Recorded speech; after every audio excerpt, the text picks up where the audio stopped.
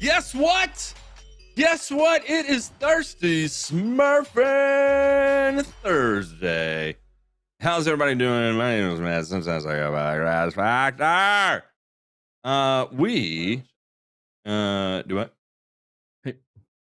Yeah. We were gonna go here. Hey Matt, I Don't was just mind wanting me. to see. Do you Yeah, go ahead. do you have any anytime minutes left on your phone plan? No. Wait, when? Yeah, it's the I think it's 9 28th. p.m. I got 2 more days Okay, until so it re-ups. maybe there's still a payphone out there that you can dial 10-10-220. Get you a collection. 10 cents a minute. 526-5261.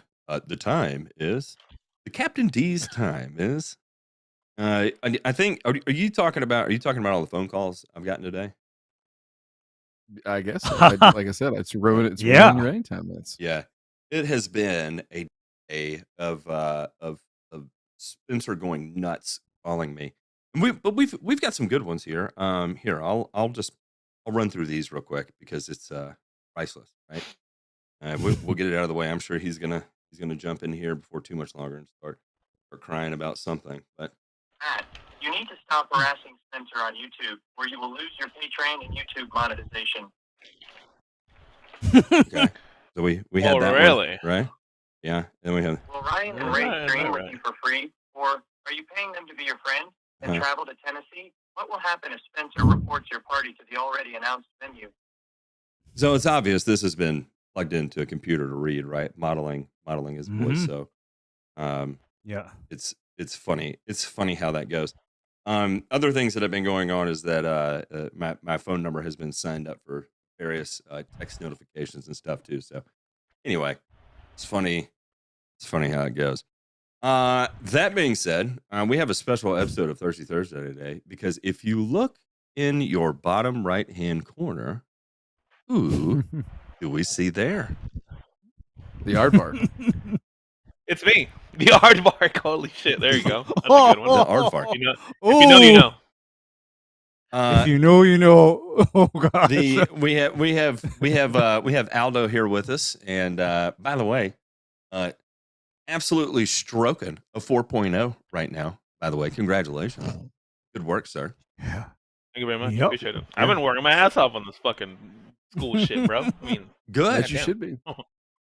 I'm glad you find it exciting enough to apply effort, right? And I think that's a lot of the holdup in school. Period. If I had to advise anyone that was looking at, like say coming out of high school and you don't know what you want to do, I'd be like, just take time and figure it out. So that way, when you do decide what you want to do, when you find something you're passionate about, the school aspect won't be such a challenge, right? Because you're at least taking away things that you find interesting and engaging enough to remain invested, right? It's not to say that 100% of the time you're going to be, just balls to the wall, full throttle, excited about it. But, there will be moments when, it makes something shitty a little bit easier to get through, right? Kind of my take on it. Sure.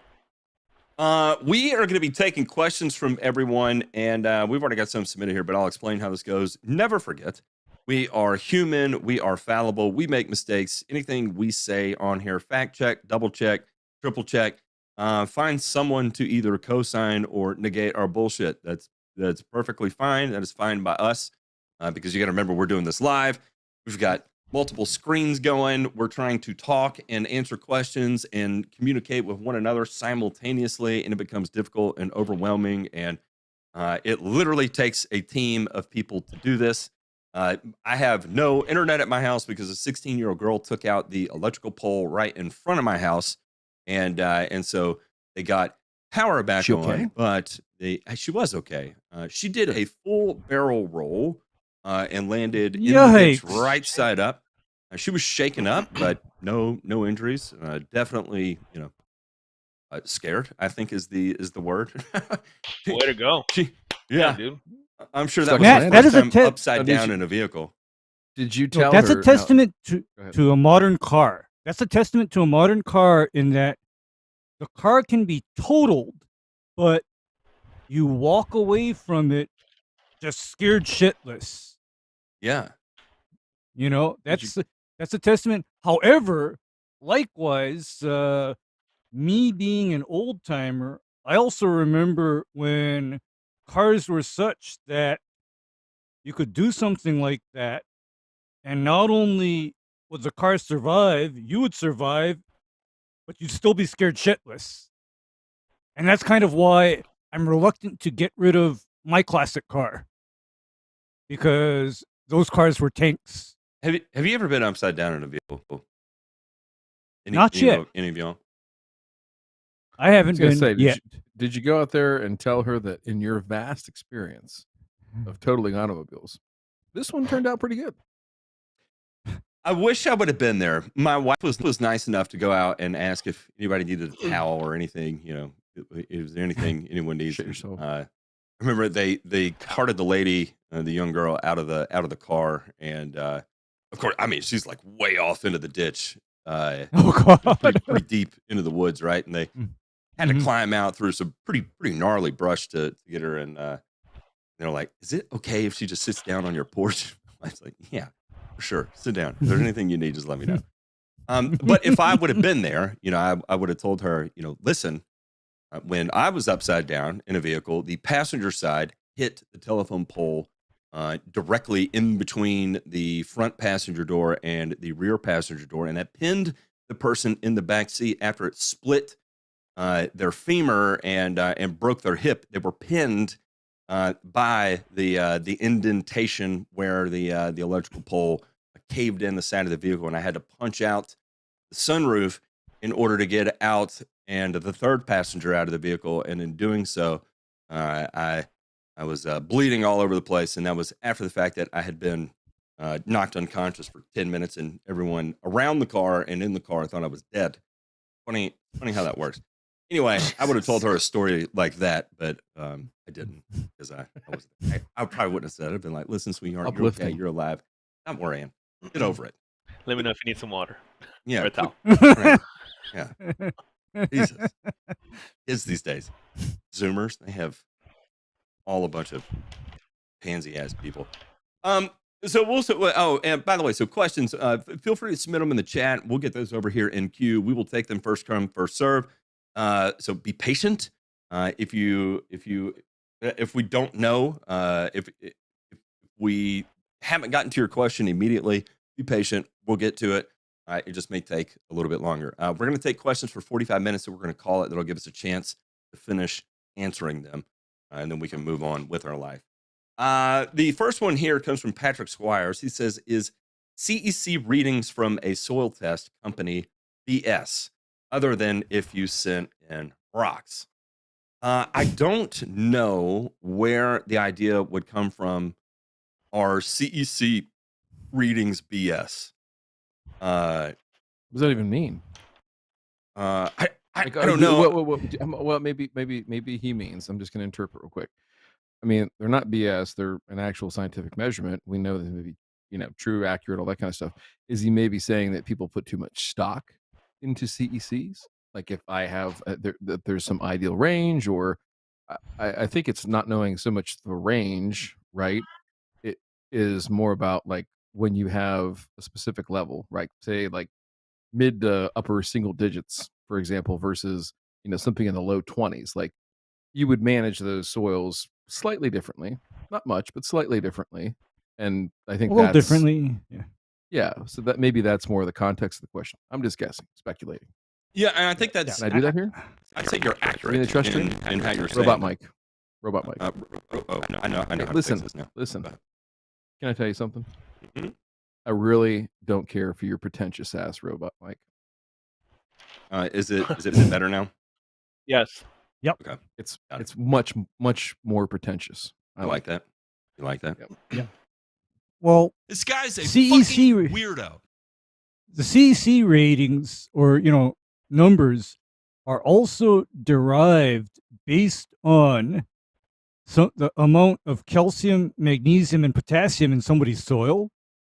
And so the way I take a CEC number is that I don't look at it as a number that I chase, for example, but that's just, I put that in one compartment. Then I look at somebody's pH, calcium levels, magnesium levels, potassium levels. I look at all of that in totality, because you know what the internet meme has become, Matt and Ryan and Aldo? Oh my God, I have a low CEC, therefore I need to start putting all of this bullshit on my lawn. I need to start spreading biochar. Yeah, I need to start spreading biochar. With Ryan's point. Yeah, like he was talking about how people put too much stock into CEC, and people see a number on their soil test and they say, "Oh, dude, CEC 6.5. Like those bumpers need to come up. We need to bump those up, right? Those are rookie numbers." So they start throwing all this biochar and you know, what organic else? matter and other stuff, right? Yep. But was it University of Texas that offered how much humic acid you would have to apply in order to raise soil CECs? I think we covered that. I think I found it here. In fact, I'll do this real quick. Bear with me. Assume a shitload. Yeah. All right. So we have chemically humic acid contains or less higher, blah blah blah. A possibility of effectively making use of the high CEC. We can examine the recommendations of 2 pounds per cubic yard. Blah blah blah. Research studies. I felt like it was somewhere on here. I can't see real well. My eyes aren't that great. So, 2 pounds per cubic. That turns out to be a rather expensive 13% increase in CEC of the root zone. When you substitute for the peat moss, you wind up with a root zone mix of a CEC of about 0.55. Consider the fact that potassium leaches readily from sand peat mixes with 5 times more CEC than in the sand humate combination. That doesn't seem like a wise substitute. Anyway, I can't see it real well just because of my eyes, but that will give you your answer right there. That effectively, it's not very effective even at 2 pounds per cubic yard. Think about that rate: 2 pounds per cubic yard. That's a lot. So how much does a cubic yard of sand weigh? Cubic yard of sand is cubic yard is 1.4. 1.3 pounds. Tons. It's like 1.25 to 1.3 tons. Cubic yard is 1 ton. Yeah, 1.3. Yeah, ton. 1 to 1.5. No, that's more. That's dry. More, yeah. Dry it's a little bit. It's extremely dry would be a ton, but then at normal moisture levels, about 1.2 to 1.5. Would you say? About there? I mean, really, the range is somewhere between my prom date and Matt's prom date. The wetter it is, the higher number.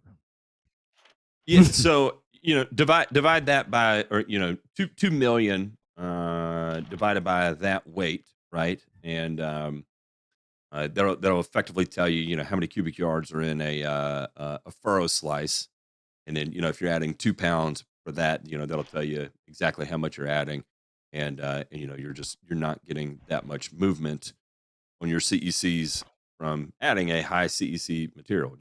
Then you take into account maybe you even use peat. It's something that you're incorporating at 20%, which would be monumental. At 2 million pounds, you're talking about what is that? 40,000 pounds. Would that be? I think that's 40,000 pounds that you would be adding of peat, incorporating into your soil, and you're only going to raise the soil CEC by 13%. So if you're at a CEC of, we'll say 6, and raise that 13%, that ain't shit. My friends, that ain't shit. Nothing. That's nothing. That's nothing. We're incorporating 40,000 pounds of peat, another high CEC material. Good luck. That's all I'm saying. So, like Ryan was saying, putting stock in trying to chase CEC is not a wise thing to do. For lawn care guys, right? And you're structuring, you're debating, do I have a 5-app program or do I have a 7-app program? Say your soil CECs are coming in at, a 7, right? Pretty consistently between 7 and 10 across the board. You would be in a position to run frequent applications, a higher frequency of application, a higher number of applications per growing season to try to offset the fact that you are at in a low CEC situation, right? To bring down your rates, increase frequency, to try to use that in your to your advantage there, right? So anyway, it adjusts your methodology. It doesn't necessarily adjust, what you're applying in. Do you need to get out there and undergo the type of amendment where you've got to, till in 40,000 pounds of peat moss on an acre of soil? It's just not feasible. The next one here. Oh, what? Go ahead. Yeah. I do know a way to make it so that somebody will never need to fertilize again for the next 10 to 20 years, honestly. Till in. I know a way. 40,000 pounds of compost? Not 40.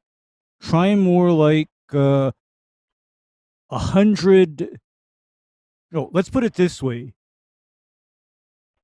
Till in the equivalent of 90 pounds of N as compost per 1,000 square foot at time of establishment.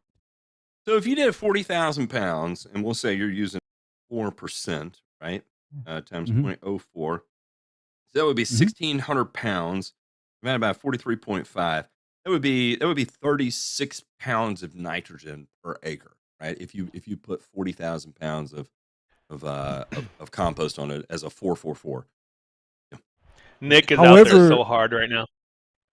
No, I've literally seen rates, Matt, where it's 90 pounds of N equivalent per 1,000 square foot, not per acre, per 1,000 square foot. Oh no, I'm sorry, I messed that up. That would be 36.78 pounds of N per 1,000 square feet. So that's a healthy little chunk. Yeah, 3x that, and yeah, you're gonna go a long time. There's also gonna be a lot of loss there, and that actually kind of takes us into our next question. Fax and Do said, Fax and You, what are your thoughts on natural nutrient cycling in soil instead of synthetic or organic fertilizers? Okay. All right. If you do not start with a well-fertilized soil, you're not going to have nutrients to cycle.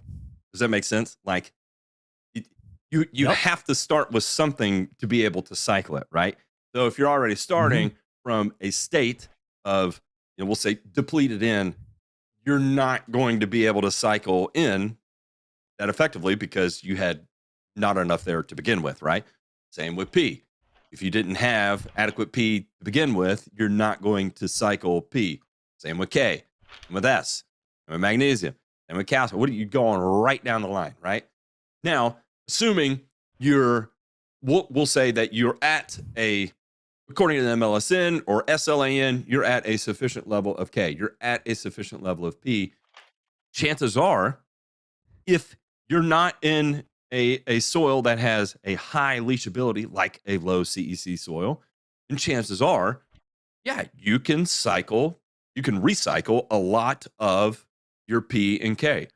Now, you're only going to get away with cycling in for so long, right? Now, there's going to be some organic matter that builds, and that's going to become mineralized and reused.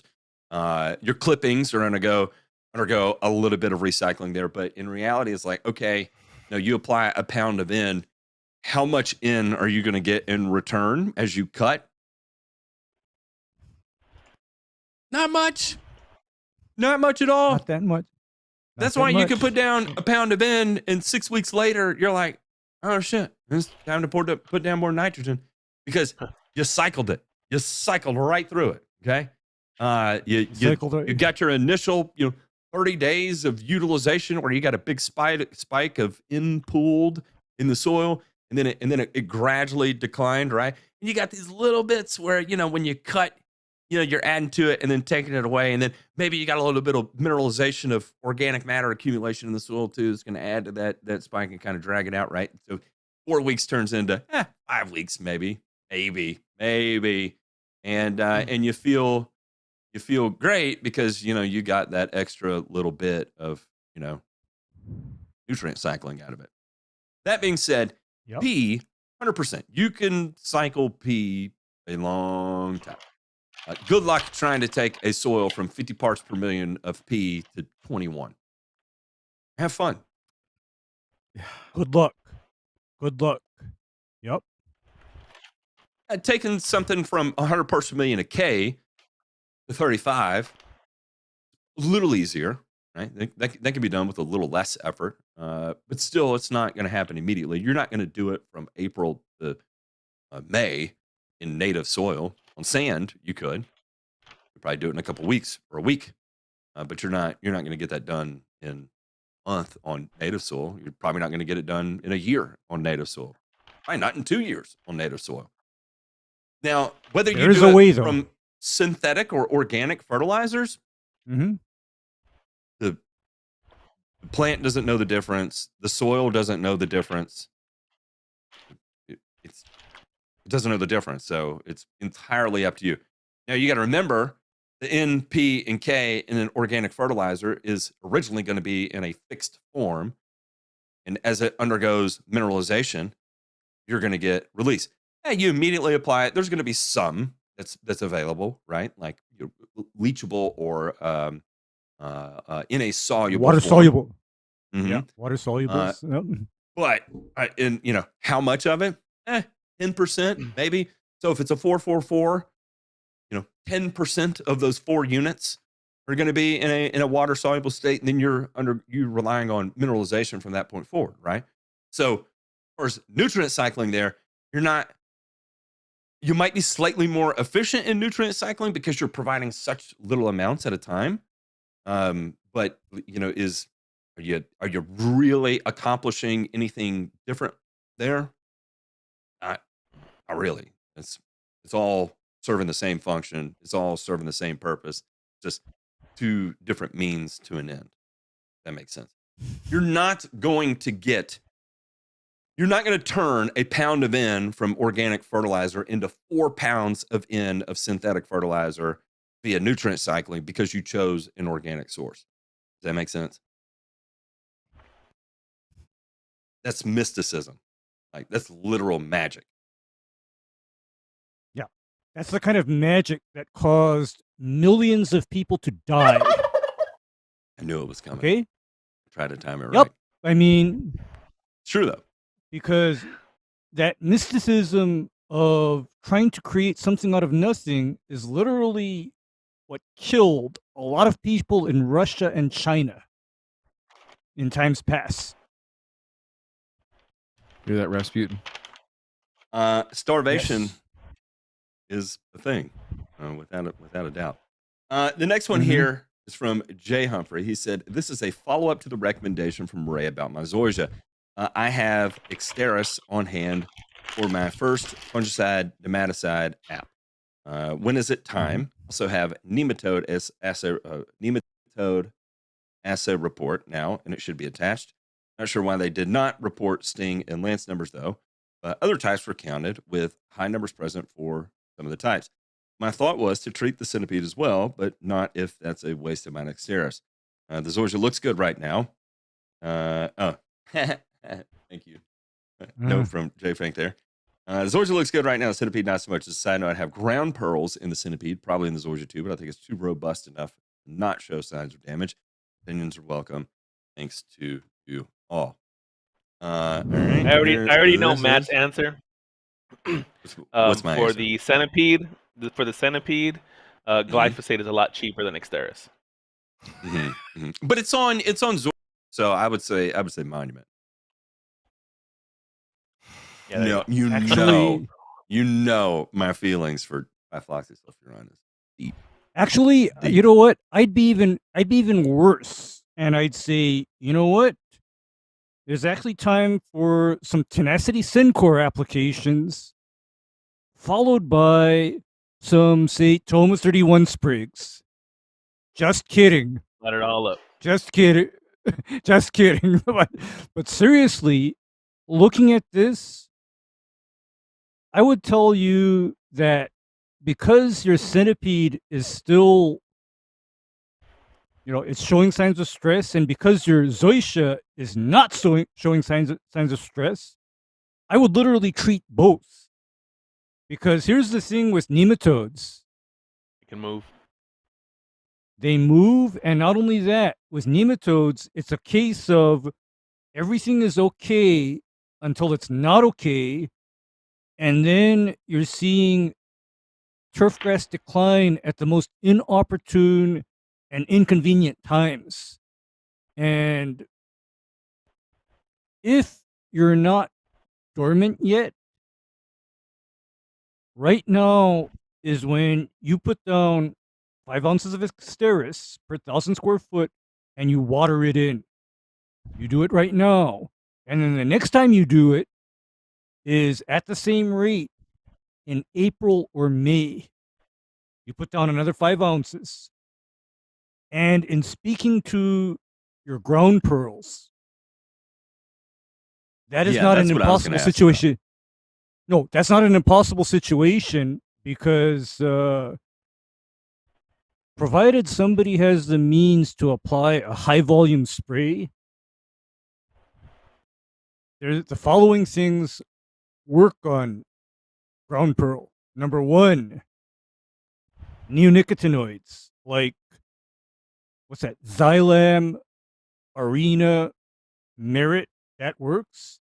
And then for initial contact activity, I'm thinking permethrin or bifenthrin or cyfluthrin plus a good surfactant. And in fact, you need a good surfactant anyway to get your neonicotinoid down.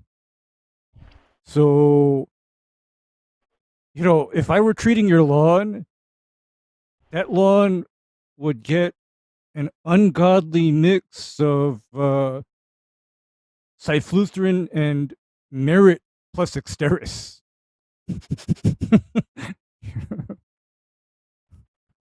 That's a bomb. That's a legit amount of nematode pressure here too, without a doubt. Yeah, that's what I noticed because right before we hopped on the show, I was looking at this nematode report, and you know what I think?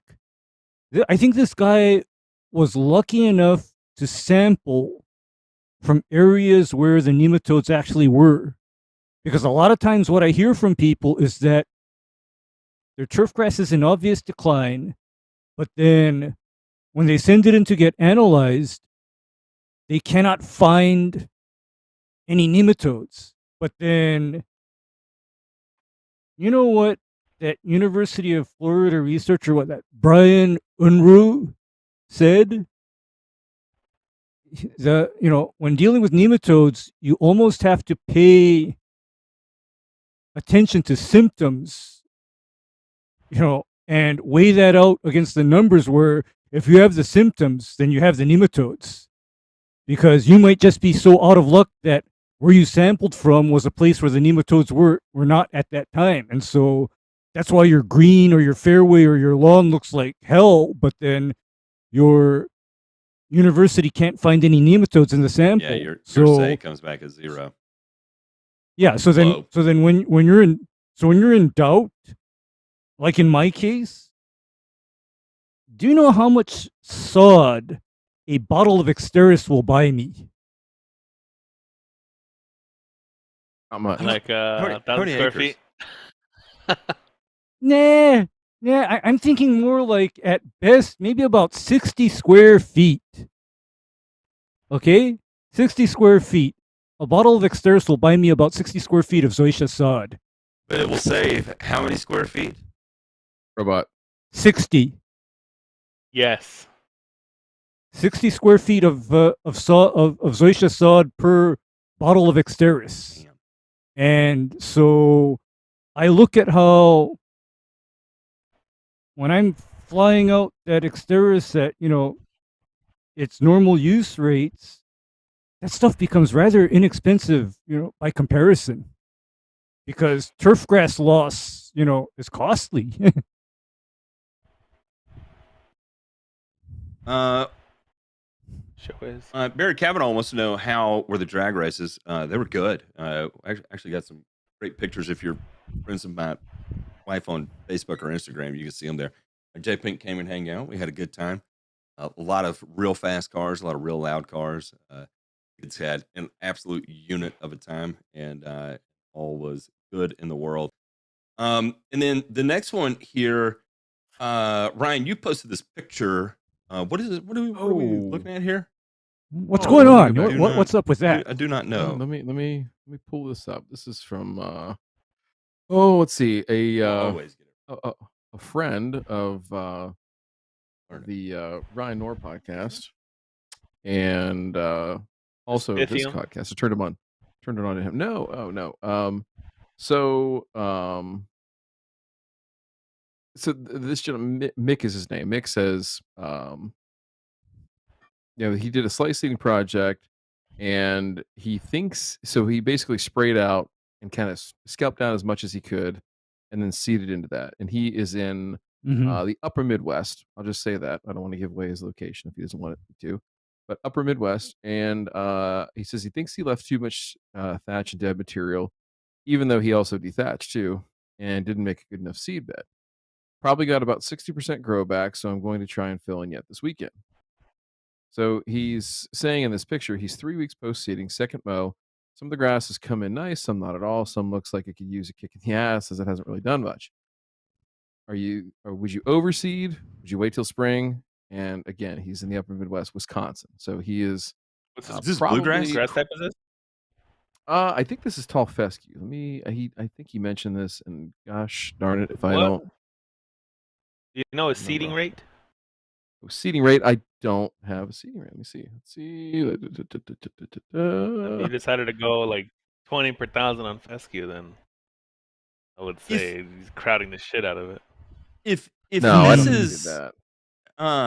here's the other thing too is that if 3 weeks upper Midwest with a bed Some of lows in the 40s. material down, this picture is clearly taken through an upstairs window, right? What I would like to see is closer down to into the canopy, right? Not even at the canopy, in the canopy. If I had to guess, we would be, the homeowner in this particular instance would be blown away at how much germination has taken place, and it's just not through to be able to see it yet. I agree with that. Especially Hands and knees time. split seeding. And you can see some of these areas right here, like I see obvious growth.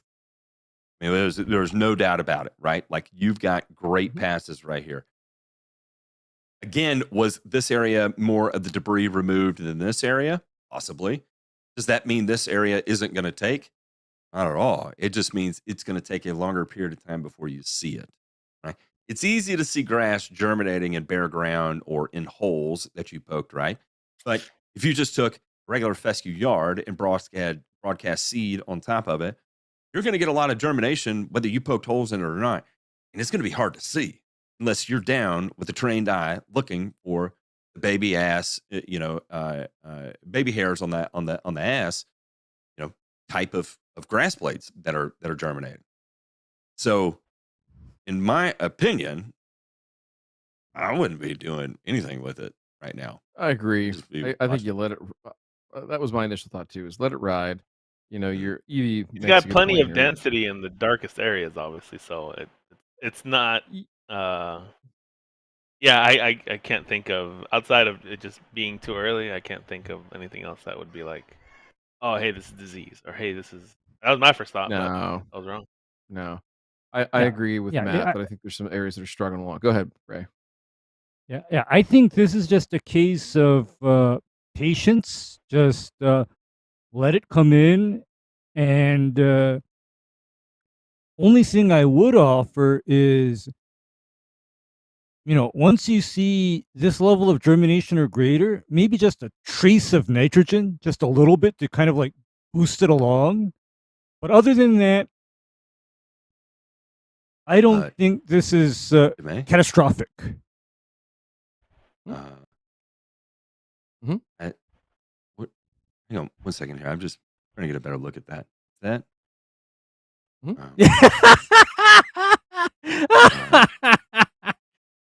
American bitches. All right. We. It's the only one that's paying me to be his friend is Alan. So. Robot Mike. Yep. So no, I think for Mick, I would say let it ride. I think that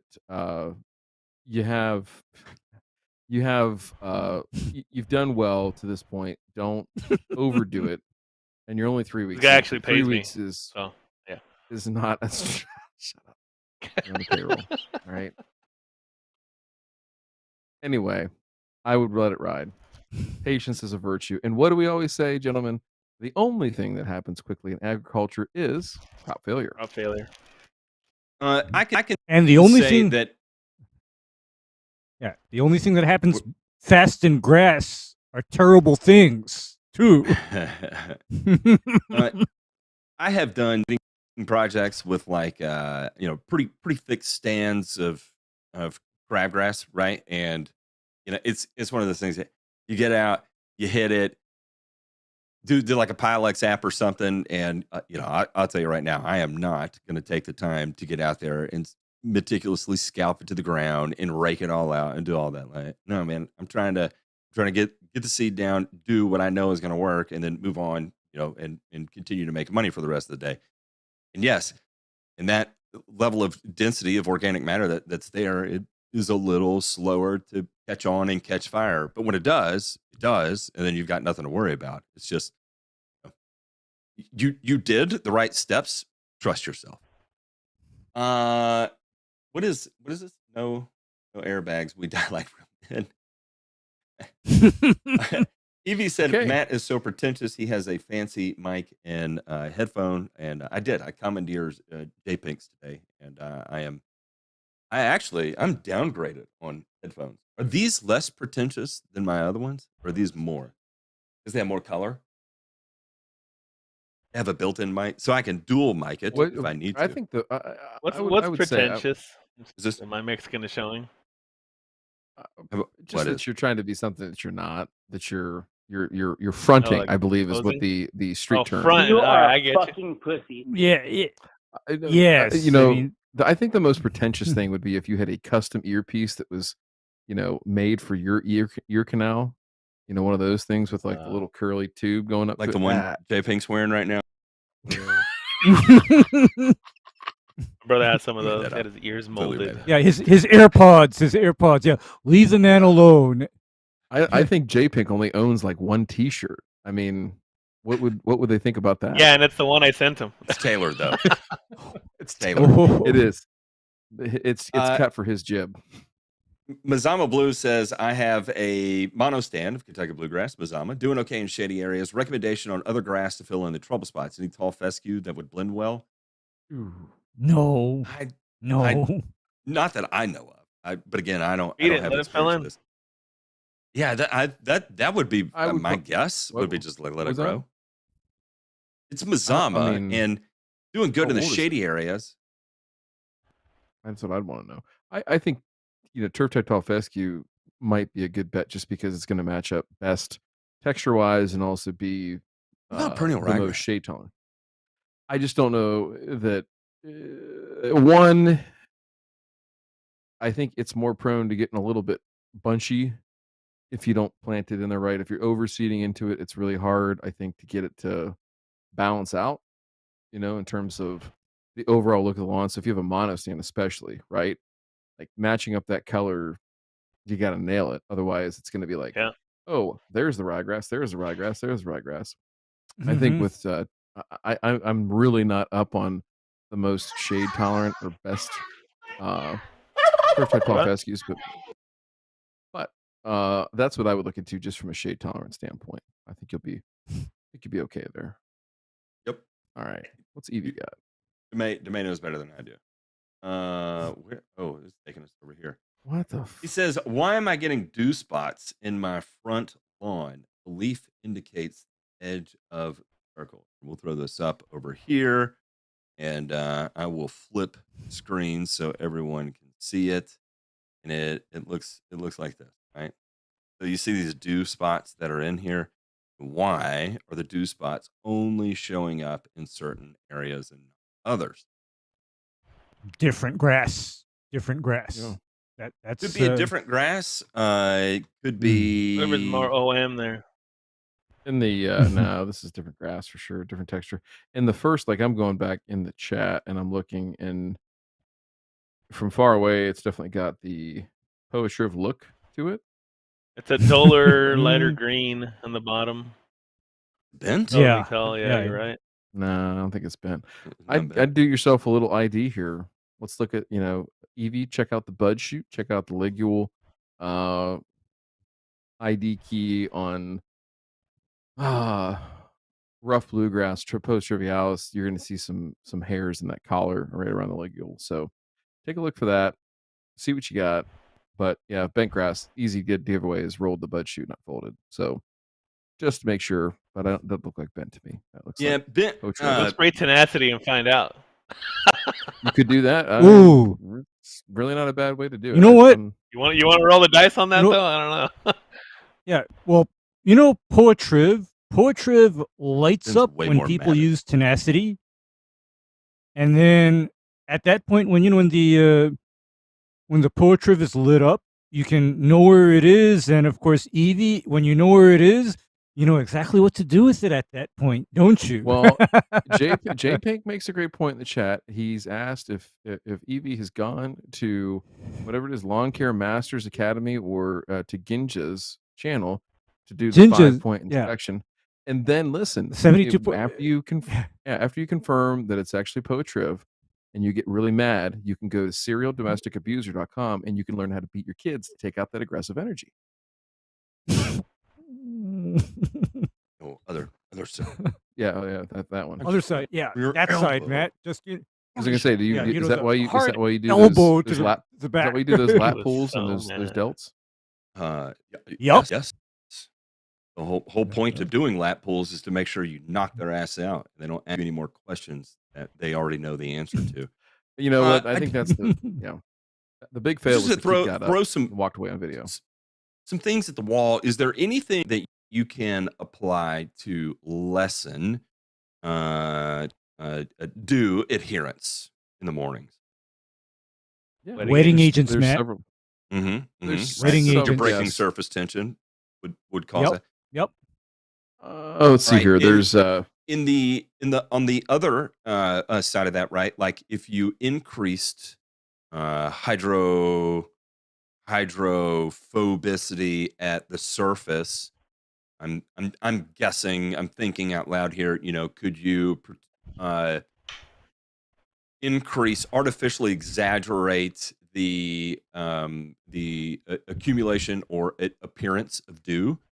So say for instance, and the reason why I ask is that because these are so defined, circular in nature, if you did like, and I'm thinking of something really salty here, right? That would quasi harden off the plant. Would you? I'm actually going to switch back to the screen just to show what I'm talking about. It is so circular in nature right here. If you had like a calcium nitrate in the tank, and maybe it was residual, and you were making an herbicide application or something, you spray it, you get a bit more of a hardened off, thicker cuticle in the leaf. Would you see in that particular instance, a higher accumulation of dew, or an exaggerated accumulation of dew? Silica. Totally throwing shit at the wall. Silica even. Silica. And what about something like an oil that would literally make the leaves repellent to dew, period? Totally Maybe, repellent. Like I'm thinking. Did you apply an herbicide with a methylated seed oil or something of the sort? Mm-hmm. Okay. Yeah. Go ahead. That's just like other possibilities there, because I've seen methylated seed oil do strange things to how the grass re-wets later on, for example. I've seen it happen.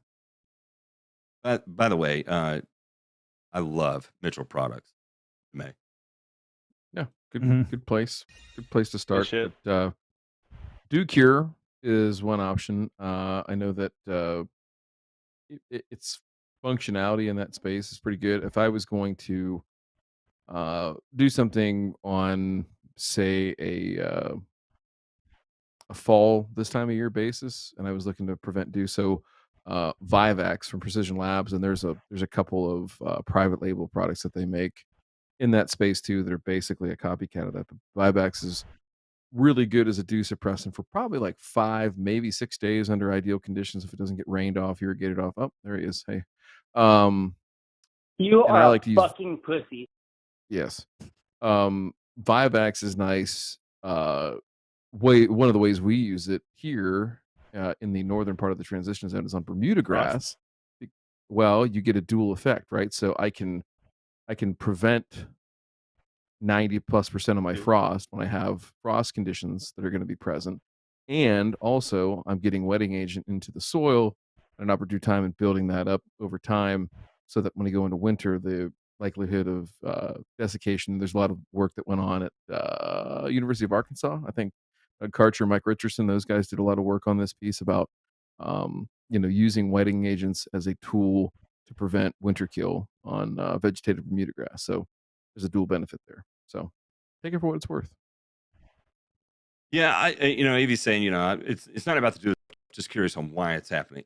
Again, different grass, different texture. Total.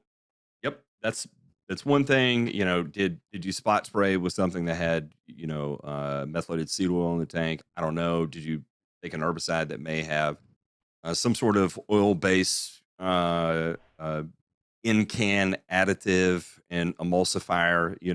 That may be causing that repellency and exaggerated accumulation in that spot. I don't know. My guess is though that like Demay said, it's let's see here. We have J Farm said 19 days in renovation. Am transitioning into deep and infrequent watering. Now we are slated for a week of 95 temps. How should I adjust irrigation? 5 min syringe daily and every other day watering temps. I mean, you're 19 days in a reno. Like what percent coverage do you have? Okay. If you're 19 days since germination or since you threw seed down? You threw seed down? I mean, if you've got already, we'll say like all germination has taken place and it's obvious that you have 100% coverage at this point because it is a renovation, then, once a day. Once a day is fine. Yeah, I think you'd be sufficient there. You could probably get away with every other day. Don't tell anybody. You getting a little risky at that point, right? But still, once a day, like mostly germinate. So yeah, I mean, once a day, you're still going to be okay. Just make sure you're getting a good amount of water down, right? Like if you flip it on for 5 minutes and then an hour later you come back and your grass is wilting, and obviously you didn't. That's not enough. Yeah, I'll say this too: 19 days into a renovation, and you've been watering. I'd say you've got a fair table that you have to pull from, right? So the volumetric capacity of your soil is pretty charged up right now. So you got a little bit of leeway to be able to get away with something like once a day watering. So I wouldn't worry about that at all. Yeah, once a day watering, and here's how I would figure a once a day watering. I'd water enough such that when it's time to do the next watering the next day, the soil surface is dry, but then deep down, there's still sufficient moisture. And so it becomes this calculus of you decrease how often you water, but then you increase how long you're watering so that happens. Because like I know when I'm talking to people about watering a new seeding, I'm telling them, hey, 5 to 10 minutes every couple of hours until that seed germinates. And then once it's popped and germinated, then you start scaling back down to 1 time a day, but then 10 or so minutes of watering for that once a day. And then your judge or your gauge is the grass excessively dried out or water stressed when it's time for the next watering? Because if it is, you haven't had the irrigation long enough previously. And everybody's irrigation system varies, so you have to be the best judge of that, in the end. It's really easy to ask, like, how much, like, yes, I know I'm supposed to water for 5 times a day during germination, but, like, sometimes they'll say, how long? Is, like, 5 minutes good? Is 10 minutes good? And you can't really say. I mean, it almost, like, I would say it almost doesn't matter as long as you keep the seed wet. But it's not like you're targeting a certain depth in your soil. That's different than watering just to germinate. That's way different. For sure. Yeah. And like one of the things that you'd see people get in trouble with is when they water and they flip it on and say it runs, like 4 minutes a zone, right? And on one part of the zone where it's a corner head and it's only moving 90 degrees, we'll say, it's going to get 4 passes of water, right? Versus a 180 head is only going to get 2 passes of water, right? So obviously different volumes of water that are going to go down across that, and that could be a thing. Timing it where say 3 is what you need to hit, right? And that then that would be 3 passes is going to be sufficient to keep everything wet. Then that's how you have to structure your irrigation time for. Again, it's going to vary based on what your gallons per hour output is and all that, and it is purely a case-by-case scenario, right? But irrigation systems in my area are going to be different than Ray's area, are going to be different than Aldo's, are going to be different from DeMay's, like wildly different. The standard of way people install them, the weird kind of things that each installer does. Like, it's funny that you can tell the things that are like a Knoxville specific thing that people kind of continually do. And I've only seen it here. Same when I was in Augusta, same in Huntsville, same when I was in Memphis, same when I was in Mississippi. These weird, quirky little things that are kind of like nuanced to that area, like 360 heads, for example. In Knoxville, you come across 360 heads in the most weird places imaginable all the time. In Memphis, you'd never see a 360 head. Here, it's literally every irrigation system you have full of 360 heads. And it's just like, wow, that's amazing. Anyway, it's in residential lawn care too. It's strange. Doesn't make sense. Grass Thief said, love you guys. Tahoma 31 still kicking ass. No sun in 2 weeks, cold and rainy. Tahoma 31 says, is that on you? Not. He also asked, what's a repeatable soil test? Actually, Aldo told him most labs default to Malic 3. So, yeah, I mean, as long as you're picking a Malic 3, unless I'll whoop your ass.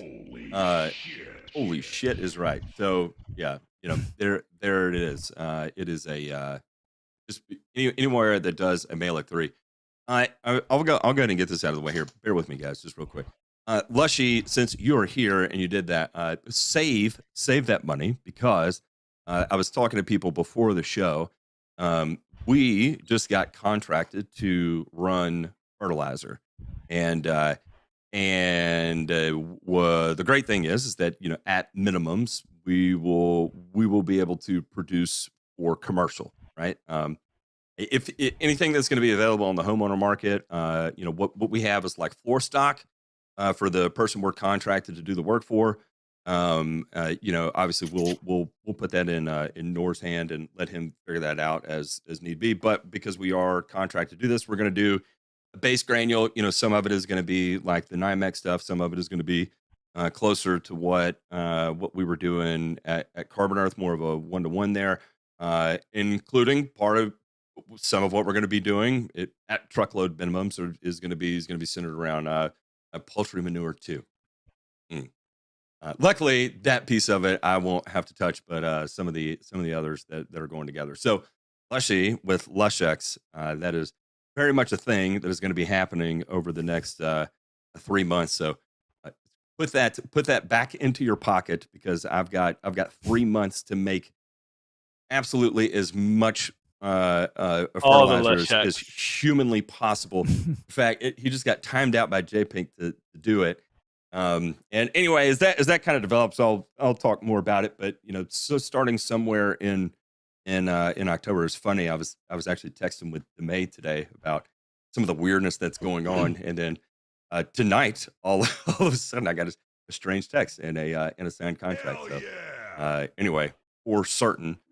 We are What? going to be doing a big chunk of fertilizer here. I keep getting phone calls from dude. If he calls back, I'm gonna go ahead and answer it. They did leave a voicemail. Do you want to hear this while we're on air? Let's check. Yeah, Congratulations, well. you won a cruise Okay, to the with his kids Caribbean. being transgender, Asami has rotten teeth. Can this be fixed with more potassium? Yeah. Jesus So he's. Christ. Let's hear it one more Will time. Matt be okay with his kids being trans? Wait. I missed this part. Oh. Will Matt be okay with his kids being transgender? Asami has rotten teeth. Okay. Will Matt be okay with his kids being transgender? Asami has rotten teeth. Can this be fixed with more potassium? Hey Matt, I love how her name was pronounced Asami. That was great. Yeah, I love it. I know. If you know, you know. On brand. Oh yeah. Asian in the streets, Latin in the sheets. If you know, you know. All right, we have a soil test to review here. Oh yeah, this is all good. right. This Let's see what we're going here. Let me flip this over so we can see what's going on. All right, so I'm gonna this zoom is in just a fetch. Yeah. Is this There we different go. pieces of land or This yearly? is all one field. This is whatever 9 samples out of the same Damn. field that Yikes. is this is a sod production field that's getting ready to get turned over. Got that phosphorus over there. Well, Holy shit. I think some of that is compost on that bottom. Like, let's ignore the phosphorus numbers there and let's look at those top 6. And let's look at those pHs that are hovering right around 6, 5.8 to 6.2. 6.5 is an outlier there. And the interesting thing here is if you look, the CEC on these soils is pretty low, but the composition of these soils is not sandy. These are like a clay loam soil with that kind of and no OM in this test. What is the name of that clay that is low CEC? There is one, and I cannot remember the classification of it. Let me look. Do you remember off the top of your head what that is, Ray? I think it's something called Montmorillonite, if I remember rightly. Is that it? I'm gonna a throw low this into Google. CEC clay. Yeah, it is a thing. Yeah, it's a low CEC clay. In other words, it has minimal ability to retain nutrients. Actually, I think I have a lot of that here in Hawaii. I think I do have it. I mean, let's see, kaolinite is going to be at 10 megs, which is pretty low. Then you have illite and smectite, which is going to be up around 25, which is going to be more indicative of like the clays we want to see, right? So kaolinite is actually fairly low too. Let's see. Another one. You said Montmorillonite, right? Mm-hmm. Where does that fall? Because no, Montmorillonite is on the opposite end. That was really high, 80 to 100 megs. 80 to 100. Okay, that. So it may have been the kaolinite that I was thinking of. Sub 10 or pretty low for clay. Because you know what I'm guessing? What if this guy's soil is like kaolinite and gravel? So then, therefore, he actually has like material that basically has a little bit of clay, and the rest of it is like silt and gravel. So there's actually not much in there to hold on to anything in actual practice. Because, when somebody says kaolin, what I'm thinking of is like, pottery clay, Matt? Uh-huh. That fine, pasty, like, I want to say grayish clay, for example? Uh-huh. Oh, pasty. That's more like tasty. no, that's more like kaolinite, and as such, it also comes down to the fact that that kind of clay is excellent for making pottery, but it's shit for growing crops. That would be kaolinite. We got another one here. I think it's got a little bit. Where's the laboratory? Where's he right up on? What about Mike? This be returning. Cool. Looks like they have a pretty good deal here on.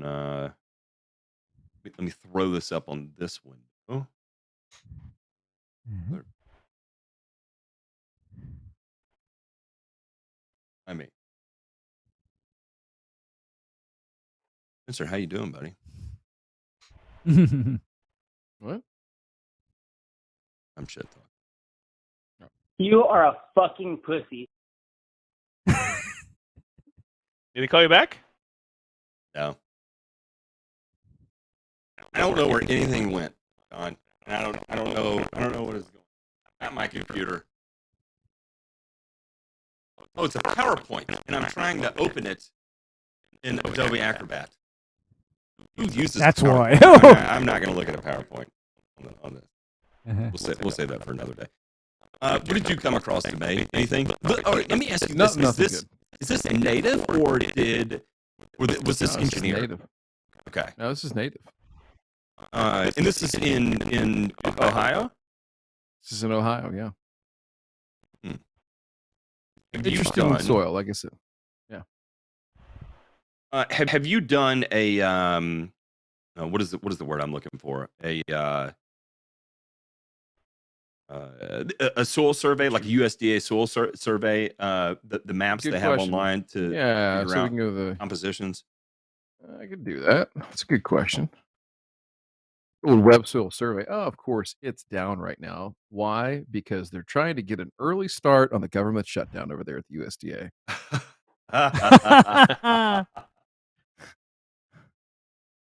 So I don't know. So interestingly, I'm going to say about some my- names. Wow, this is amazing.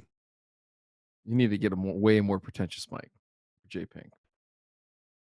Well, I being made our it fun, really get angry. your new damn microphone there. Do you know where Newark, Ohio is? I do, yeah, it's East about an hour. Columbus? About an hour east of Columbus. Yep. Yeah, Wheeling. All of those areas are rich in kaolinite. And this would be Washington Township. roughly in between the two, which they're not Okay. really close together, but in that general vicinity. Yeah. Yeah. So mines for kaolinite are in Belmont County, Fairpoint, Okay. Washington Township, Everett Sound Rock Quarry in Licking County, Ohio. Those are all kaolinite mines. Okay. There you go. Yeah, the last couple are real close. Just call back. I'm gonna hold to the microphone and we'll see what. Oh, he didn't talk. Well, little bitch. Sorry. I know. Amazing. You are a fucking pussy. Yeah, eat your feedback. Funny how that works. My point in saying that is that bringing that up about the mines is that it makes me wonder: could this be in an area with a fairly rich deposit of it? Another thing I want to ask too is, was this graded down pretty aggressively when it was originally placed? No, I mean this is literally Was it built what was up? a crop product. No, it was a crop production field for years, and it's in a little bit different terrain than what you would think. It's very hilly in this area. It's like southeastern Ohio, so it's kind of like not like a valley per se. There's definitely there's a creek that runs through the middle of it and all that kind of stuff. So it's definitely unique. It's not just like you think Ohio, you think open cornfields, soybean fields. It's not like that. So yeah, I think topography. It could be the glacial outflow in some of these areas was pretty significant, right? So like the glacier in the last ice age, 11,000 years ago, didn't make it that far south. That's why there's still hills and the Appalachian Mountains exist and all that kind of shit. So I don't know. It's interesting that when I saw that soil and I saw that low pH, low CEC, but I knew what the soil texture was, and something's not jiving here. So yeah, I bring it to the group. I don't know with calamite what pHs typically are. In fact, I want to say, DeMay, that is a large percentage of the clay we have here is calamite. If I recall correctly, I could be totally full of shit on that. Other areas in Ohio, southern Ohio, would be Jackson County, Ohio, Lawrence County, Ohio, Scioto County, Ohio, Adams County, Ohio. Down there in southern Ohio, there's a bunch of calamite mines as well. Well, and so again, what that tells me is those are all areas that were not glaciated, right? And didn't have major outflows, right? So a lot of that is truly native soil and parent material of what was there. And so, yeah, that's could be what we're dealing with. So maybe we'll do a clay analysis on this, and we'll try to get the clay particles classified. Yeah. Oh my God, how cool would that be? Yes. I'll do it. Man, I wish I knew soil a company texture that used analysis. to do that. Oh, more than a textural analysis, Ray, is just like we would get, a soil texture analysis would tell us like sand, silt, clay, Elemental composition. and one of the most so one of the most obvious things that we do is like a particle size analysis of said sand to understand what size it is, what shape it is it rounded, sub-rounded, its angularity, right? Is it a very angular sand that packs really well, or is it a little bit easier that it can just kind of set on top of one another? So the same thing is we can classify clay particles too, and we can get that tested to understand what the parent material of that clay is. So there's a bunch of different reasons why, and actually I think I know somebody DeMay, deals with kaolinite clay is typically acidic. Pure kaolin is going to come in around a 4.5. Judging on your calcium and magnesium levels here, in terms of your, I'm talking about this purely from a pH perspective, but your composition of that much magnesium, along with what I would consider a fairly normal amount of calcium, right? Right. Yeah. I could see where you're moving a 4.5, right, as a base, high percentage of composition clay up, to a 6, right? Because I would expect that much. I think you would be high pH, right? So I think with any other clay composition that is not that acidic, I would think we'd be seeing like 7.2, 7.4, 7.5. Is that more typical for your area? Very much so. Yeah. I mean, most soils here are going to be north of 7, even getting up into, Ray, cover your ears. We grow a lot of grass in 7.5 plus. It does fine. So, that's my thing too. I wonder now with that kaolinite clay if we're in a situation where almost like the inverse of, say, like the caliche soils and DFW, right? Could you even put enough lime on here to move this number? You can find out. Well, and that's what I wonder. When you look at that buffer pH, I wonder if that's true to like parent material. I don't know. That's interesting. I'm going to go down the wormhole of getting the clay classified first because I need to know. Yeah, that is. I'm curious to see how that comes. I mean, let's be honest, that is cool as shit. Yeah. Are you saying how much of it can actually move and stay stable because of the low CEC? Just the inverse of your situation, Aldo, where you have to put a metric buck ton of citric acid and sulfur to even become in a position to move the number. I wonder if it's the inverse here with lime, right? Because of the parent material and its nature in the soil, right? In the root zone, essentially. Is there enough lime that could be put down? And I guess we'll find out. Let's get the clay classified first and see soil texture analysis where we stand, sand, silt, clay. I think the most recent one, he did send me one.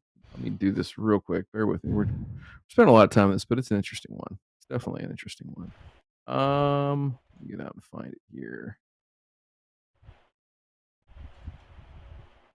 Let me just pull this up under my text, and this is Big Dick McGee. No, I'm kidding. That's not true. Let's see. So let's see. Is this the? So this is from several years ago. It classifies as a clay loam. It is 22% sand, 48% silt. Wow, jeez. Wow. And 30% clay. I mean, that's a chunk of damn clay. It's a chunk. 30% is pretty high. I would not expect to see a CEC of 5.2 at a 30% composition. I'll tell you that.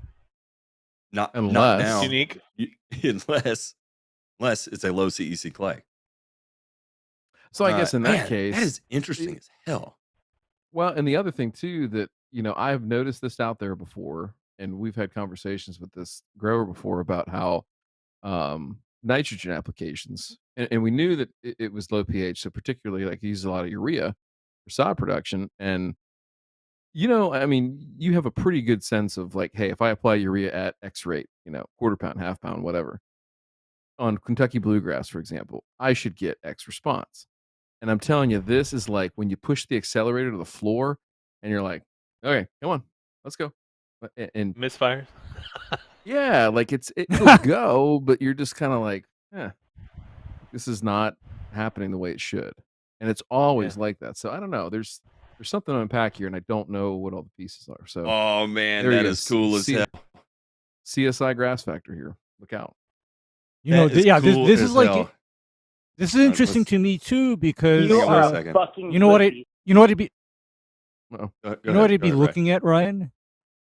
I'd be looking at. Why are there no blacks on your channel, Matt? Why are there no blacks on your channel, Matt? Why are there no blacks on your channel, Matt? Yeah, we just chose the token Mexican tonight. Yeah. We just chose the Mexican, and I guess he didn't see the show where Telly and TK appeared. Did he not? Like, I think I think this guy is so overtly racist that he actually put the N-word in the chat. Because again, the guy is a soulless psychopath, right? And and so where's Gilly when you need him? He knew I was going to answer the phone in that regard, right? And well, I think I think the reason that we have Aldo here tonight is obviously it's the 28th, and he has to show that he's applied for a job, for Sunday. So, wake up, wake up. Rest of the month, baby. That guy's in the hospital right now. One of Bone Thugs is in the hospital. Yeah. Let me look it up. I can't remember which one.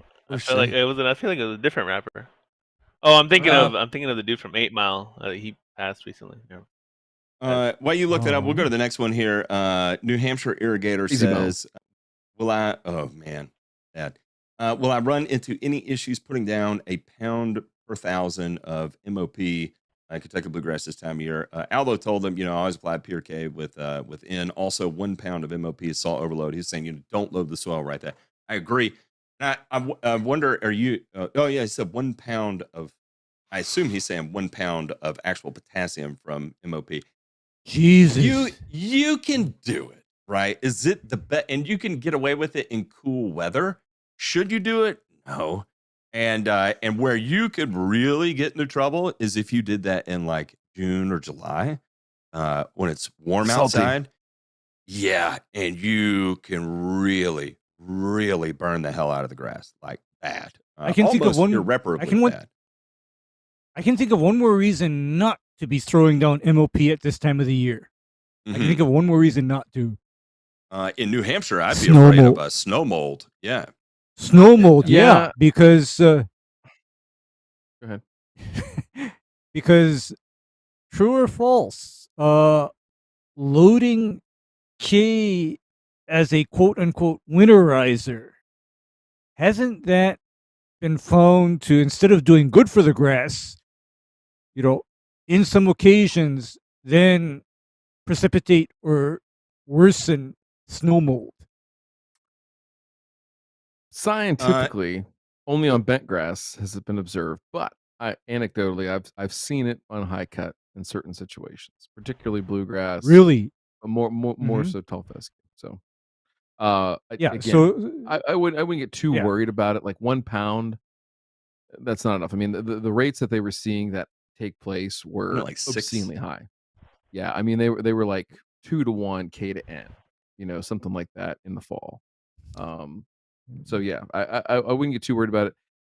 My strong advice would be, 1, 1 pound's fine. Break it up into 2 applications if you can. My second piece of advice would be, get rid of it as quickly and as safely as you can, and get yourself some SOP. Be a lot happier. And my understanding, KBG is like one of the lesser salt tolerant cool season grasses. That I don't. Is that right? Mm-hmm. Compared to like your bents, your fescues, your lowly that time in species. That time in New Hampshire, I wouldn't be so worried about it, but I would also look at why they're pretty cool right now, huh? That's right. Again, the whole thing goes back to, and I think Dr. Shattuck's on his channel, Turf Epistemology, highly recommend check it out. He had the first evening stream here the night preceding the show. So yeah. I feel like it's like Cheers leading into Seinfeld. Matt. Anyway. Both terrible TV shows. Cheers, where's my beer? Watch. Never. No, but not once, not ever. The point there is that, again, what do K applications get you in terms of turf response? Not a whole lot. So perhaps, right, maybe the better thing besides that SOP and doing that, which again, going back to, some of the stuff you might hear on YouTube and things like that, stress response, there's certain things that, yes, you can elicit, but you also might look at potentially like a potassium acetate product, something you can spray, in small increments over the course of the year. Particularly at stressful times, it's a very efficient way to get K into the plant. So take that for what it's worth. Evie says, let's ask. Sorry, go ahead. Yeah, because I think that at this point the question has to be asked: why do you need to apply that much K? Why do you need to do it? That was my first question I asked him. Yeah. Why? As soon as he asked that, my first question is, why do you need so much K? Why? I know your soil test said so, but Timothy Bluegrass is supporting the big K lobbies. That's why. Because what's been, revealed recently is the fact that once you are above a certain minimum amount of K, turf grass doesn't need to have K boosted to, I guess, stratospheric numbers. It doesn't need to be all the way up there, because when it's all the way up there, you don't see the difference versus where it's at the more minimum that it needs in most cases. Aldo, Patrick Squires here, MSU found wide variance in salt tolerance between Kentucky bluegrass varieties. I don't know if that's Michigan State or Mississippi State. I'm going to say Mississippi State because no one likes Michigan State. Evie does it. Terrible joke. Evie does it says, since CECs are cations, would adding cal mag via lime increase your CEC? Not realistically. It's not going to increase the sites. Yeah, it's going to increase the number though. It will increase the number. Yeah, it's going to increase your number because I frequently see soils where part of what's pushing up that CEC number is saturation by calcium and magnesium. So carbonates would be exchangeable via double displacement, right? So in effect, yes, at a high enough concentration you can, but again, the amount you have, you would have to apply to take soil CEC from a 5 to a 7 would be an astronomical amount of lime, right? You're not going to go out with a bag of lime. Yes. The ton route per 1,000 square feet isn't going to move it that much. Oh, you did what this weekend? As a matter of fact, we're applying lime. Load the truck up. You got 2 yards to do, and then come get another pallet. Yeah. Get driver's aardvark. Which lime do we need? Yes. Yeah.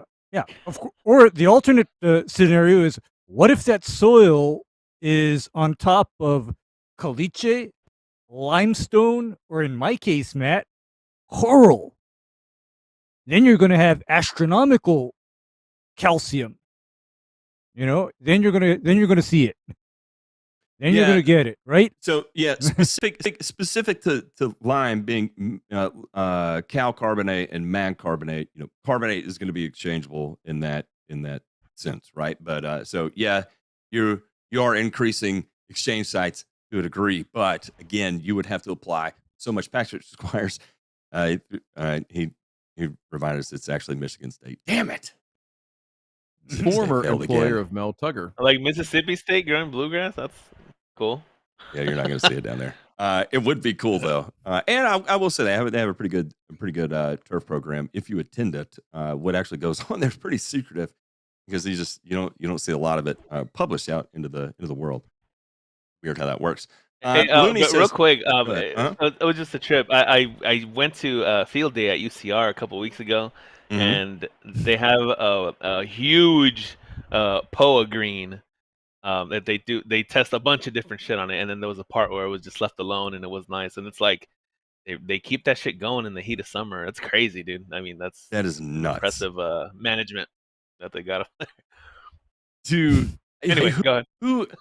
Who wants to even attempt to keep a POA green alive in Southern California? A masochist would. That is who. Actually, I think a lot of get tied up in a chair and like, can you please do that again? I love the pain. I think a lot of golf courses are basically forced by default to just maintain POA wherever it comes up and grows. Yeah. It's like it comes up and it's there, and unfortunately, the best tool for eradicating POA is no longer available. Looney said, for patients with herbicide restrictions, what products could be applied as a non-selective? Ideally, the soil could still be seeded into later on.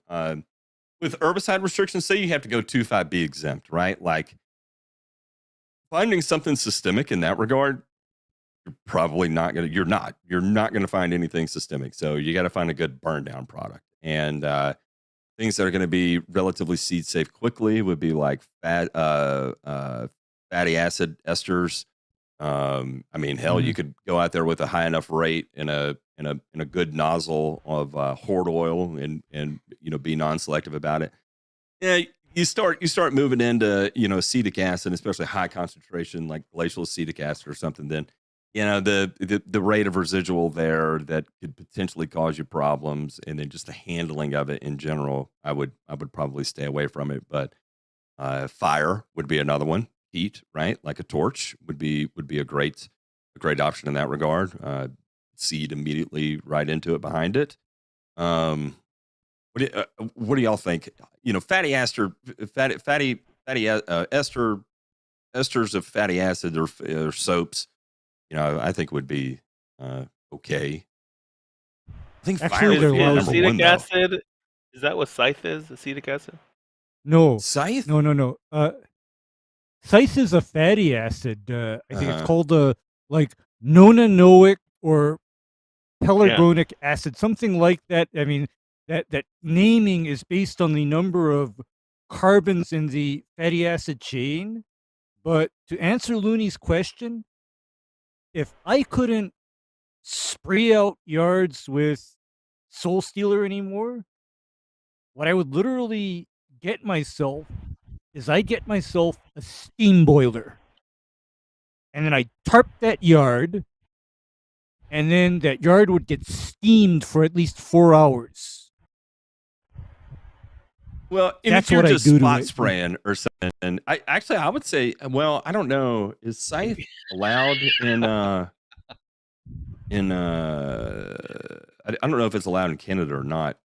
So it looks like pelargonic acid is one of the primary ingredients, and it is let's see, it is an organic compound. It is a 9-carbon fatty acid, right? So it is an ozonolysis of oleic acid. right?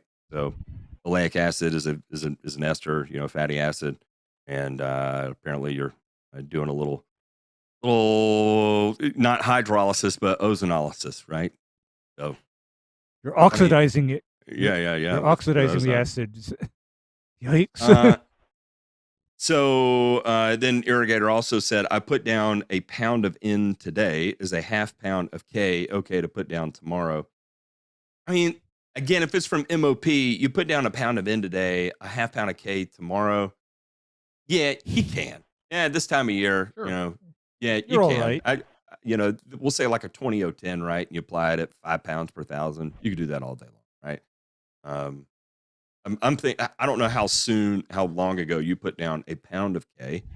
But if you did that like a week ago, and then you're going to roll into it with a pound of N and a half pound of K, a week later, maybe get an additional week and then do it. But if it's been 2 weeks and you put that down now, you're fine. Spicy Gherkin said, can the AI of Sedgehammer cause yellowing and centipede? I have seen it happen, but primarily with it depending upon what surfactant I add to it. Yeah. And also the health of the centipede as well too. Like you get a little too dry or whatever the case may be. I feel like you kind of get some exaggerated effects.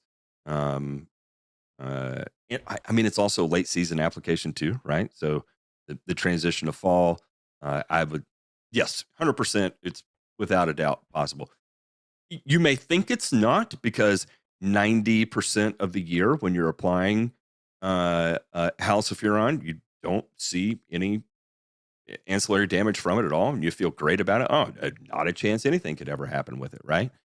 But there are times where you can elicit turf damage. I got another scenario for that. For that turf damage. If halosulfuron is applied at 2 to 4 times its labeled rate, odd things can happen to the grass. So, method of application. That's the other way you can, make halosulfuron yellow grass. And I am talking about all of these people that want to use halosulfuron as a spot spray. I'm speaking to them. Let's see here. We have a JPEG with the podcast fee. I'll get that figured out. Okay, I'll get it figured out. Tanner says, does tenacity bleach Poetriv? Yeah. It sure does. Yeah. It sure does. And then That's about Jay. how I feel like in the majority of weeds, that's about all it does. Unless you've got something else in the tank. It's good at letting you know how much is there. That's about it. Yeah. Here we have a little line chart here of telling you what your buffer pH is, and what you're trying to target to get it to move. It's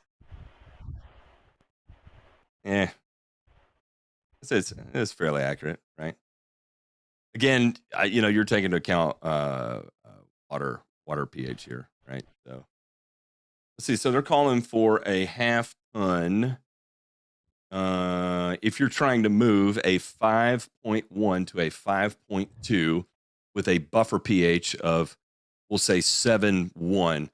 I don't recall. Let me see if I still have that pictures. I feel like I did. I guess I took it down. Anyway, but going back to DeMay's soil test there. So, I got it right here. We've got a buffer pH of like 7.4, right? If you have a 7.4, right, it's not registering on how much it would take to move it down to a 5.2. Now you go to some of the other ones, right? You got a buffer pH of like 7.0, right? You got a buffer pH of 7.0. You want to move a soil pH from a 5.1 to a 5.2. You're talking about 1,000 pounds an acre, right? So not an astronomical amount, but still we're talking about 1,000 pounds per acre, right? So 1,000 pounds, what is the math on that? 22 pounds per 1,000. that's half a bag, 1,000. You're probably making more than one pass with it wide open. So not exactly a good day, and that's only moving it from a 5.1 to a 5.2. If you want to move it from a 6 to a 7, again, you're a ton an acre, 2 tons an acre, something like that, right? So have fun, May. Having the hopper wide open is a fucking thrill. Yeah, it is. It comes out really. Life comes at you fast with the hopper wide open, right? It looks so pretty. You're like, just go faster. All right, that is going to wrap it up here. Was there anything else that came in the chat that I missed? We tried to use a weed torch in Seattle parks after herbicide restrictions. It was going okay until the fire department got their panties in a twist. I can see that being a thing too, especially if you live in an area that is going to be dry, right? There have been quite a few fires in Canada recently. I don't know how well tolerated in a neighborhood it's going to be if you whip out a torch right now. And that you may live in an area that gets 60 inches of rain a year, but considering how much of Canada has been on fire for how long, you might get looked at funny. I mean, if you get looked at funny for whipping out a non-selective herbicide with systemic ability, I can imagine that a torch on your back is going to be looked at pretty negatively as well too. The good thing about all this is because we don't have black people on the show. Next week, we're featuring a white guy from Georgia who lives in Utah right now. Paul Castleberry is going to be on the show. And I'll tell you what, one of my favorite episodes we ever recorded before was with Paul Castleberry. I have high hopes and ambitions for this next week. It is. It's going to be a good time. Tanner, I'm telling you right now, that did not bleach what you think is a good drip. It's not drip. And wait, so white guy from Georgia, he's pretty much black. He's got a percentage. At least 10%. All we need to do, listen, you've got 30 seconds left, and then we'll sign your form, and you can take it back to Gilly tomorrow. Wait, so from Atlanta, married a white girl. He's got like 19 kids. That's he's black, bro. Three, Mm-hmm. I think, 3 or 4. Mm-hmm. Can Telly chime in on this? Give us some help. Cam, Robert, help us out here. We need to figure out where Castleberry. I think that would be a conversation to be had. I would love it if Spencer would tell Robert and Cam and Telly that they're not black. That would be good. Boy, I would love to be in the room on one. Oh my goodness. Goodness. Dude, I'm just saying, Spencer, I want the best for you. I don't know what happened, but I would have to pull the EOD coin out on Palmer, his own that he gave me, just to keep the world from ending that night, because he would have to stop what he was doing and buy me a drink, and that would be the only way I would say the dick butt, right? Spencer from dying. Yeah.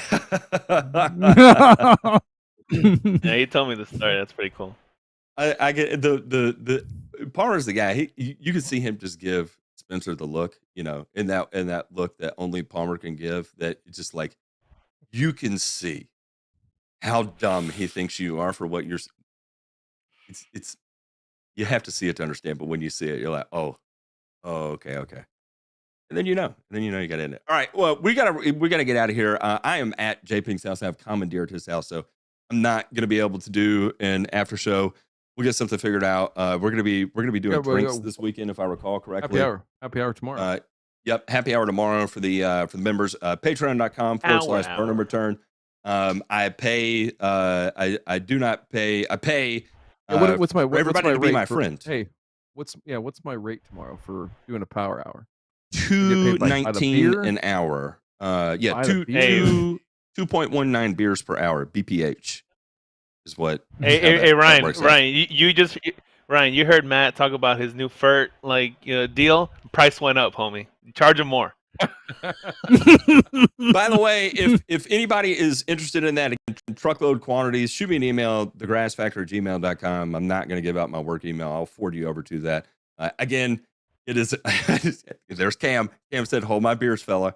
I gotta be careful what I say. I'm Yeah, I just gotta be careful what I say. Yeah. Again, truckload quantity for any kind of custom formulation on that. Feel free, email me, thegrassfactor@gmail.com. Otherwise, patreon.com/burn-return. For the price of a beer, you can hang out, you can do power hour with us, and do all the fun things we do. Again, if you're not of means, no harm, no foul. We ain't mad at you. If you don't like dudes talking about dude stuff in the way that, we can, which is going to be crass. And then no harm, no foul. But what I can promise you is that you're going to be exposed to a community of people that have one interest and one interest alone. And that's learning as much as they possibly can about not just turfgrass, but in all aspects of life.